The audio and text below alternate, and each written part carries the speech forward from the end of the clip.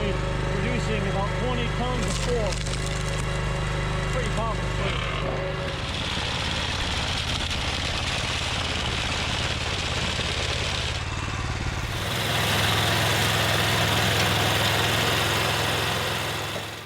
Hey, it's Brock here with Rock Hill Farms, and today we are going to test out some two-wheel tractors.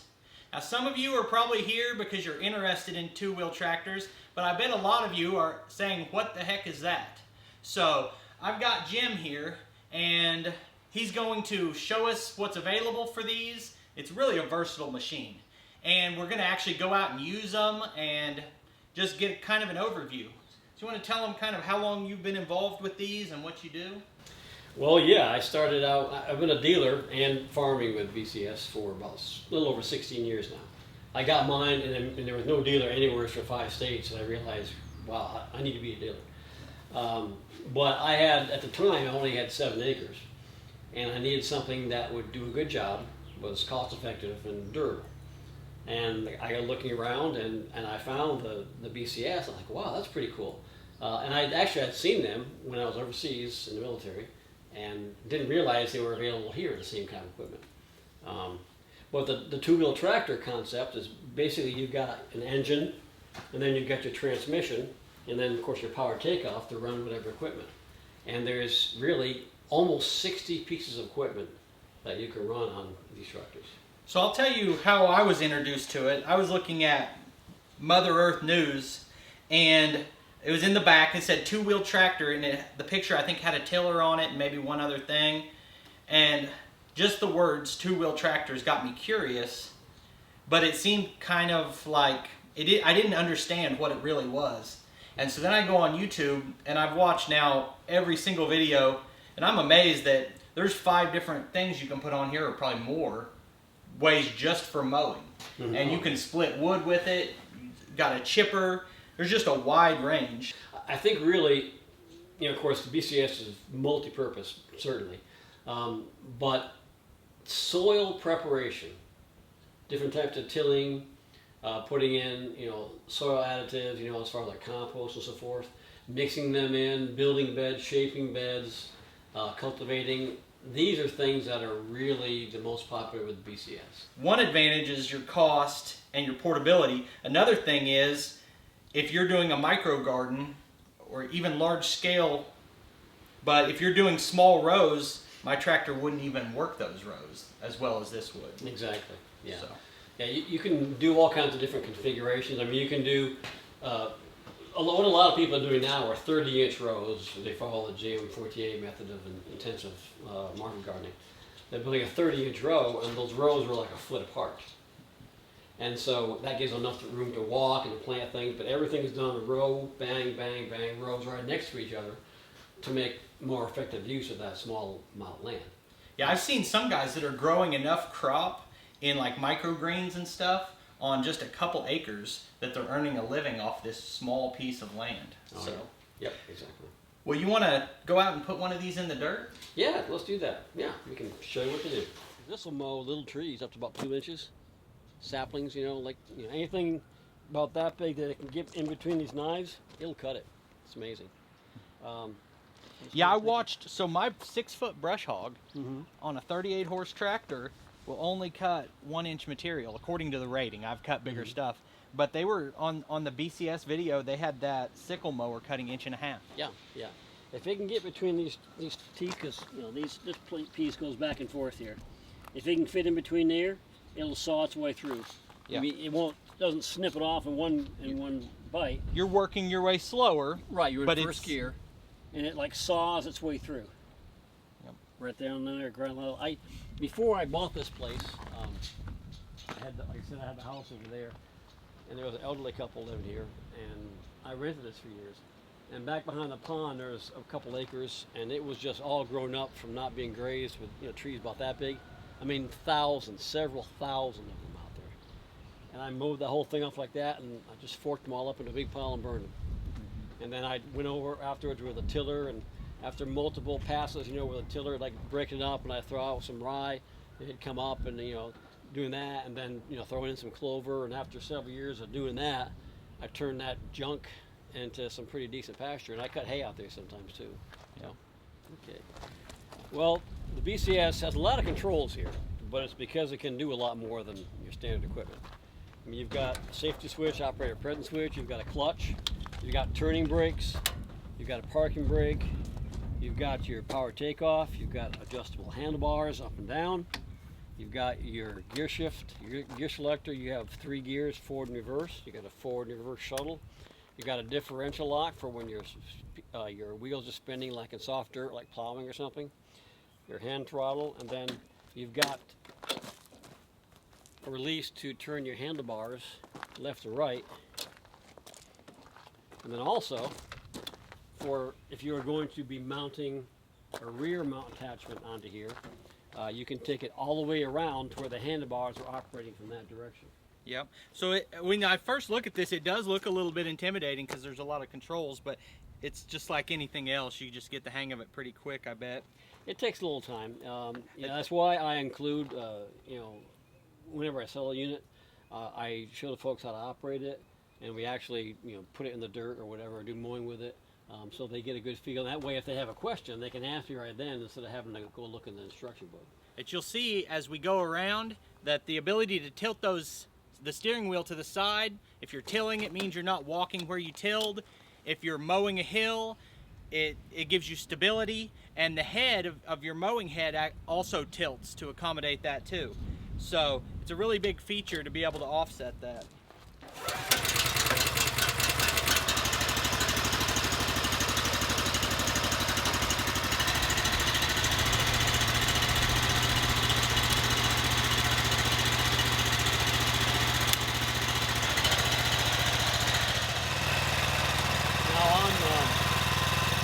Tractor here, I've actually got axle extensions here to widen the stance. So what I've got in here, actually widen the stance 5.5 inches.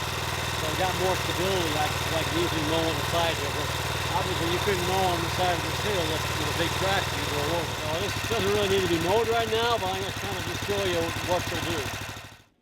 As he shows you how to mow this hillside with this sickle bar mower, I gotta throw in a comment here that at the end I realized you can actually bale hay with this.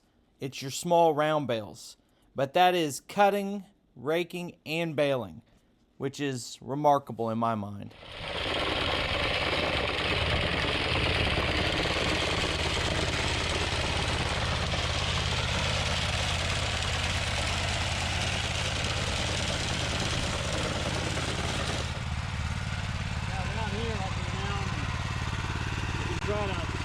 Go off these little trees right here.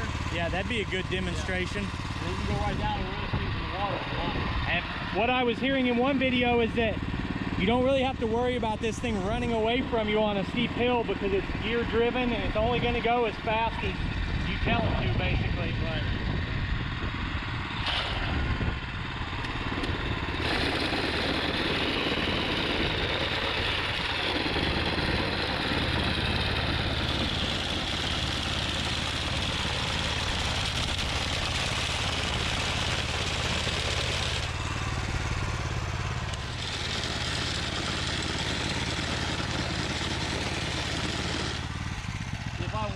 I could push this right down in the water, like if you have reeds or tacktails or something down there you don't want around the water, you can run these tires right down to the edge of the water, and you can run those lines right there in the water. It's not going to hurt anything.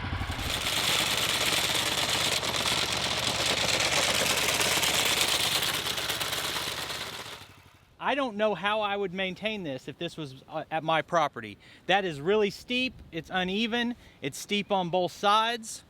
So, looks like a great tool for that job. Absolutely.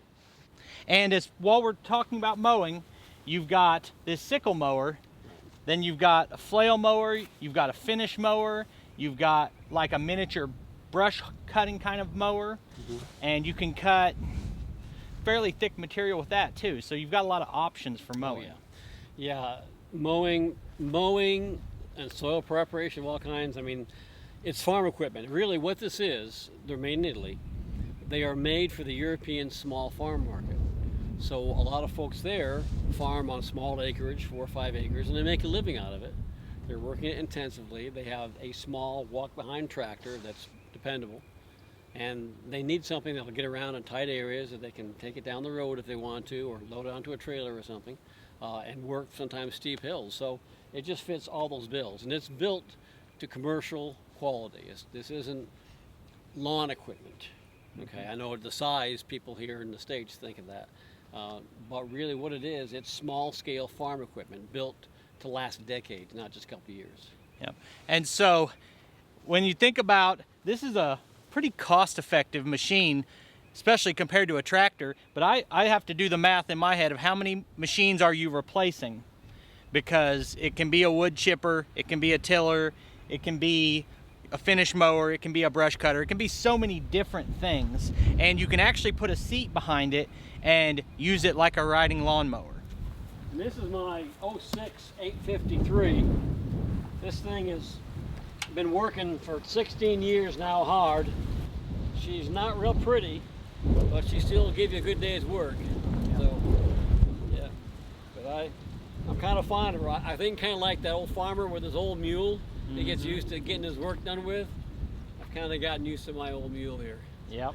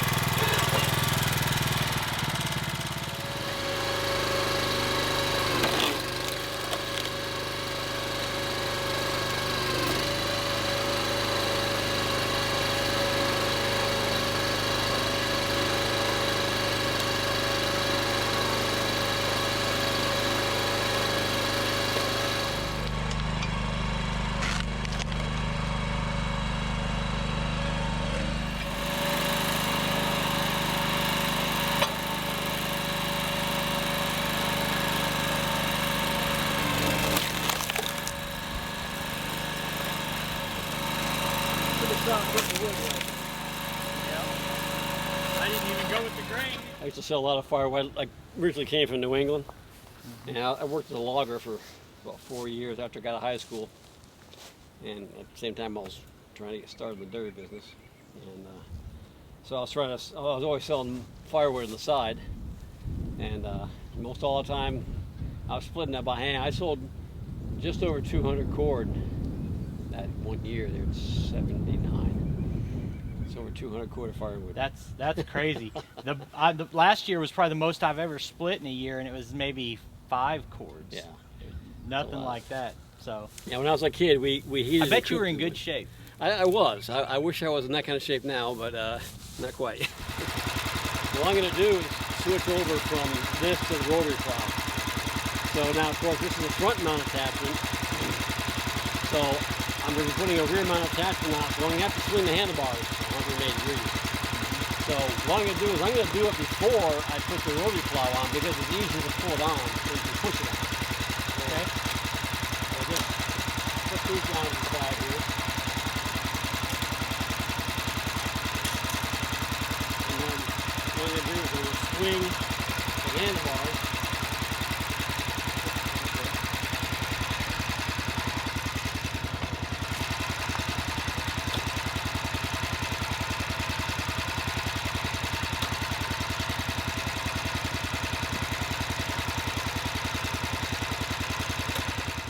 Got out this morning. This thing's been sitting in the barn all year.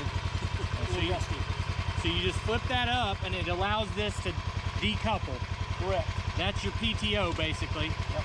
Now what I'm going to do is put it low, and I'm just going to pull away from this thing.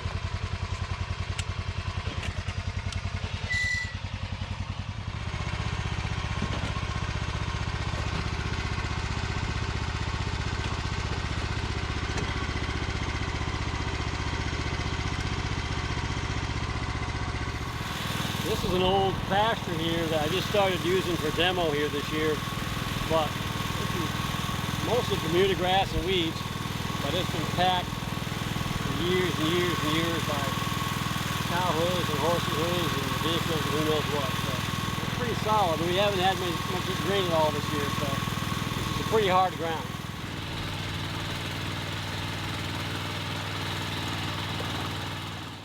It really is impressive, the versatility of attachments that you can run on this machine. This is a rotary plow, which is a little bit like a tiller, except it throws the tilled dirt in one direction. And the way he's working that back and forth, it allows you to get a much deeper planting bed than you would with just a regular tiller. And this is one of about 5 to 10 different ways you can break ground with this machine. From regular plows to conventional tillers to unconventional or depth controlled attachments like this. You can see here how deep this is a bed.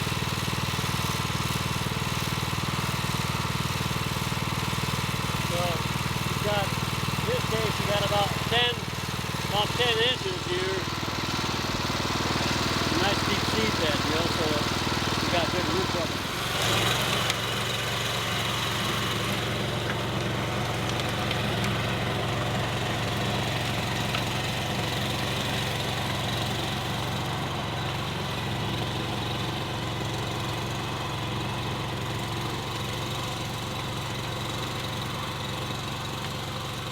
He used the rotary plow on hard-packed, untouched ground, and now he's demonstrating the tiller on this previously tilled ground.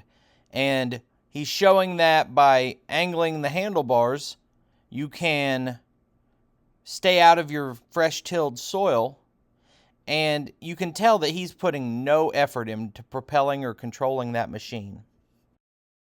It was hard to pick up the audio in this explanation, but what he's showing right now is that if you let go of the handlebar, your PTO stops spinning, and that's your safety. It also has an override as far as spinning your PTO while you're going backward. So we've covered that there's 4 or 5 different ways you can mow with this machine. There's a bunch of different ways you can plow and till with it. You've got the chipper and the splitter. There's, like you said, around 60 attachments. No way we could cover them all. They've also got like 4 different ways you can do snow, because there's a plow blade and there's a broom and there's a blower. So very versatile. Now, if you've watched this far, you're probably at least interested in it. So if someone wants to buy one of these machines, how would they get a hold of you guys? You can call me, 918-637-7955, or 918-224-2566, which is probably the best number to get me. And I'm located in Sand Springs, Oklahoma. I cover 5 states. I also have a Facebook page. It's Cedar Farm. And then Cedar Farm, I have a website, cedarfarmok@hotmail.com. So all of his contact information will be in the description of the video and the pinned comment. And that's if you're within Missouri, Kansas, Oklahoma, maybe Arkansas, anywhere within a few hours of here. If you're outside of that, I'll also put the contact information for the main BCS website. So this was a lot of fun. I enjoyed seeing what this can do, and it was nice to meet you. Nice to meet you too. Thank you. I appreciate you guys taking time to watch. I'll put links on the screen to more of our videos, and I'll see you next time.